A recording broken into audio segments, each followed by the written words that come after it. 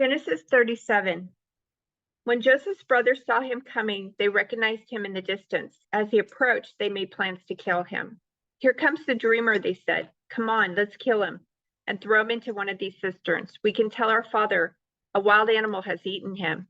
Then we'll see what becomes of his dreams." But when Reuben heard of their scheme, he came to Joseph's rescue. "Let's not kill him," he said.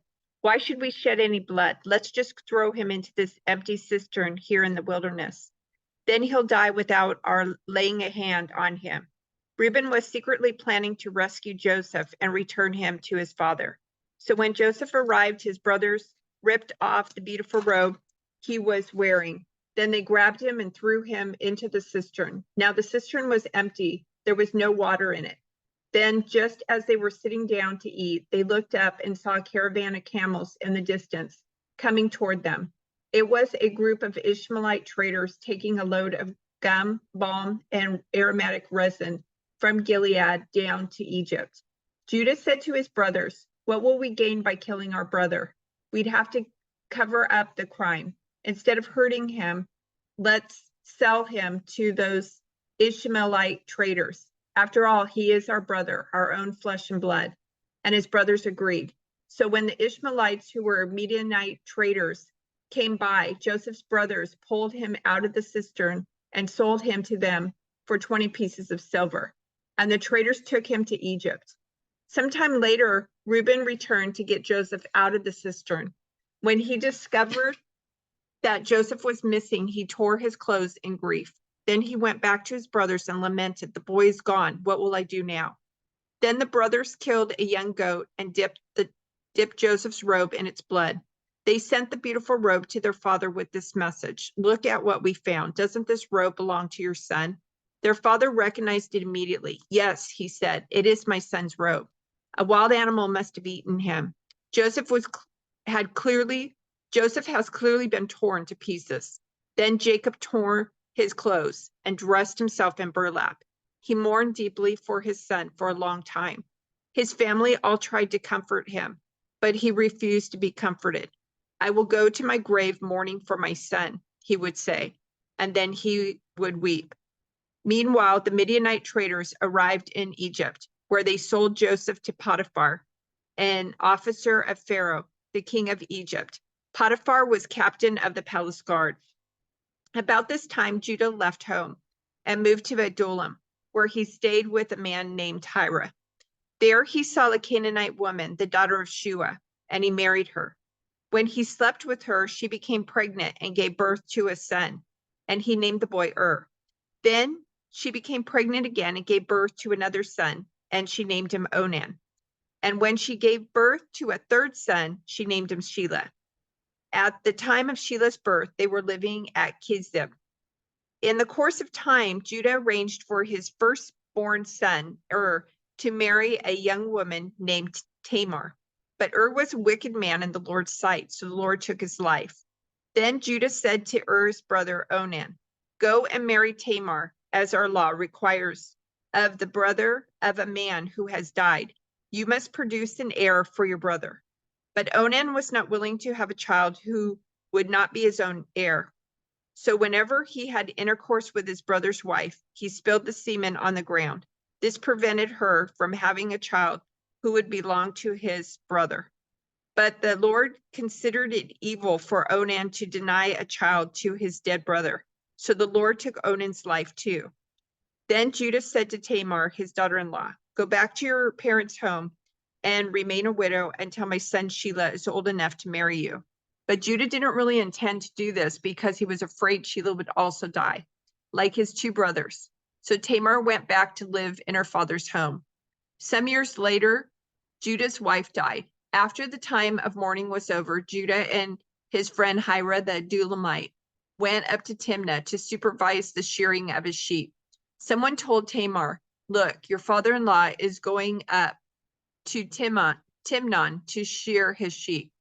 Tamar was aware that Shelah had grown up, but no arrangements had been made for her to come and marry him.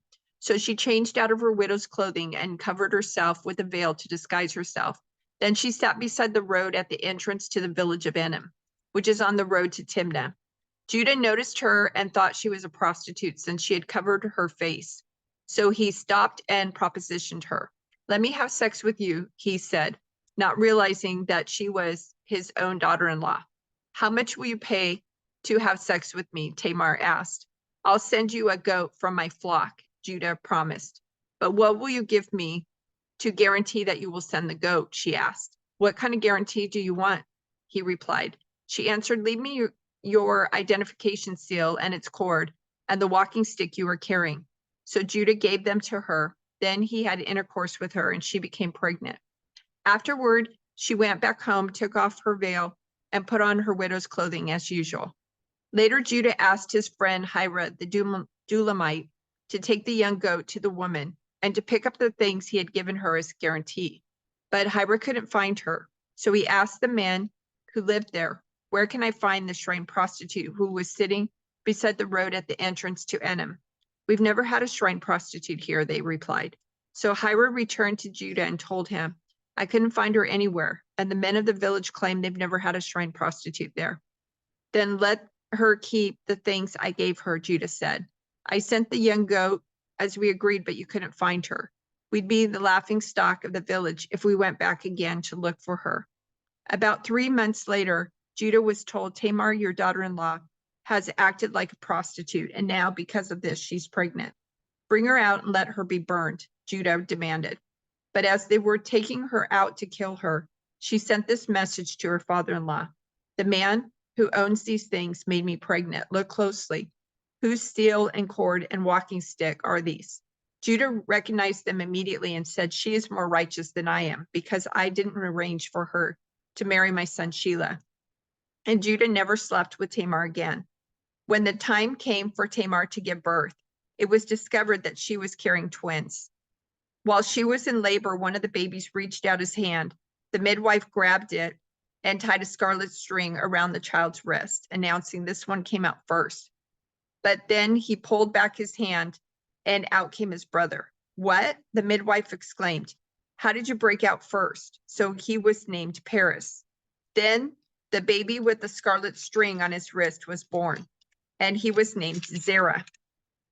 Judah had 3 sons from Bathsheba, a Canaanite woman. Their names were Er, Onan, and Shelah. But the Lord saw that the oldest son, was a wicked man, so he killed him. Later, Judah had twin sons from Tamar, his widowed daughter-in-law. Their names were Perez and Zerah. So Judah had 5 sons in all. The sons of Perez were Hezron and Hamuel. The sons of Zerah were Zimri, Ethan, Haman, Calcol, and Darda, 5 in all. The son of Ethan was Azariah. When Joseph was taken to Egypt by the Ishmaelite traders, he was purchased by Potiphar, an Egyptian officer. Potiphar was captain of the guard for Pharaoh, the king of Egypt. The Lord was with Joseph, so he succeeded in everything he did, as he served in the home of his Egyptian master. Potiphar noticed this and realized that the Lord was with Joseph, giving him success in everything he did. This pleased Potiphar, so he soon made Joseph his personal attendant. He put him in charge of his entire household and everything he owned. From the day Joseph was put in charge of his master's household and property, the Lord began to bless Potiphar's household for Joseph's sake. All his household affairs ran smoothly, and his crops and livestock flourished. So Potiphar gave Joseph complete administrative responsibility over everything he owned. With Joseph there, he didn't worry about a thing, except what kind of food to eat. Joseph was a very handsome and well-built young man, and Potiphar's wife soon began to look at him lustfully. "Come and sleep with me," she demanded, but Joseph refused. "Look," he told her, "my master trusts me with everything in his entire household. No one here has more authority than I do. He has held back nothing from me except you, because you are his wife. How could I do such a wicked thing? It would be a great sin against God." She kept putting pressure on Joseph day after day, but he refused to sleep with her, and he kept out of her way as much as possible. One day, however, no one else was around when he went in to do his work. She came and grabbed him by his cloak, demanding, "Come and sleep with me." Joseph tore himself away, but he left his cloak in her hand as he ran from the house. When she saw that he was holding his cloak and had fled, she called out to her servants. Soon all the men came running. Look, she said, my husband has brought this Hebrew slave here to make fools of us. He came into my room to rape me, but I screamed. When he heard me scream, he ran outside and got away. But he left his cloak behind with me. She kept this cloak with her until her husband came home. Then she told him her story. That Hebrew slave you've brought into our house tried to come in and fool around with me, she said. But when I screamed, he ran outside, leaving his cloak with me. Potiphar was furious when he heard his wife's story about how Joseph had treated her. So he took Joseph and threw him into the prison where the king's prisoners were held, and there he remained. But the Lord was with Joseph in the prison and showed him his faithful love. And the Lord made Joseph a favorite with the prison warden. Before long, the warden put Joseph in charge of all the other prisoners and over everything that happened in the prison. The warden had no more worries because Joseph took care of everything. The Lord was with him and caused everything he did to succeed.